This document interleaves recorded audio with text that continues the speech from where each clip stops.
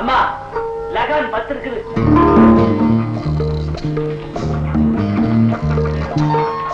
Red rose 7மா.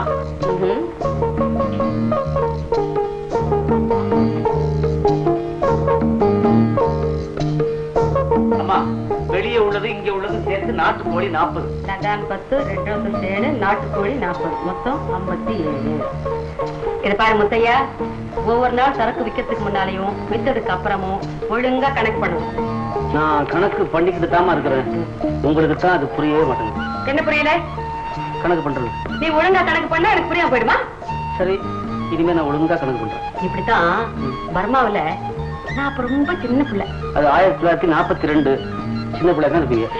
சொல்றது கேளு. சரி, கணக்கு வாத்தியாரே என்கிட்ட கணக்குல திணறி போயிடுவாரு. நீ என்கிட்ட கணக்கு பத்தி பேசுற. வாங்க வாங்க. என்னப்பா பிளாக் லகான்ல 1.5 கிலோல ஒரு கோழி கொடு. நல்ல கோழியா கொடு. எங்க கடையில எல்லாமே நல்ல கோழி தான். சாதுங்க.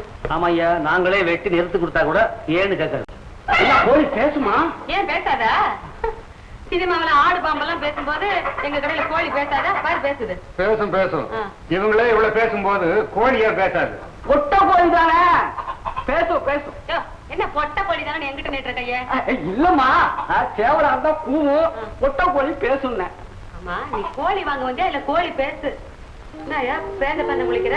ஒரு போந்தா கோழி வேணும். அதான் பேந்த முழிச்சிருக்காரு. அவருக்கு ஒரு போந்தா, உங்களுக்கு பிளாக் லகான். அந்த கோழி எப்படி முதல்ல போங்க போங்க.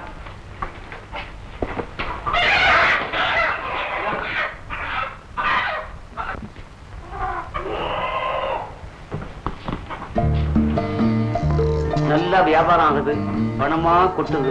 ஒண்டி கட்ட, நானும் ஒண்டி கட்ட. எனக்கு கிடைச்சால்னா நல்லா இருக்கும். வீட்டோட மாப்பிள்ளை ஆயிடலாம். இதெல்லாம் தட்டிக்கிட்டு போறாரோ இல்ல இவ எவங்கிட்ட மாட்டிக்கிறாளோ? பெருமிச்சு விடுற? இல்லம்மா, இந்த கோழிய கூட நல்லா பழகிட்டேன். பிரிஞ்சு போகும்போது வருத்தமா இருக்கு. கோழிங்களோட எல்லாம் பழகாதப்பா, அதுங்களுக்கு எல்லாம் அல்பாயுசுங்க. மனுஷாலா பார்த்து பழகு. பழகுறேன், புரிஞ்சுக்க மாட்டேங்கிறாங்களே. புரியும்படியா பழகணும். புரியும்படியா பழகுறேன். அம்மா, இந்த இடம் பத்தலமா, கொஞ்சம் பெரிய இடமா பார்த்தா வெளியே உள்ள கோழியெல்லாம் கொண்டு வந்து உள்ள அடிக்கலாம். ரோசரி போட்ட சுடியக்காரனை காலி பண்ண அதையும் சேர்த்து வாங்கி போடலான்னு பாக்குறேன். மாட்டேங்கிறானே, எப்படி காலி பண்ண வைக்கிறது?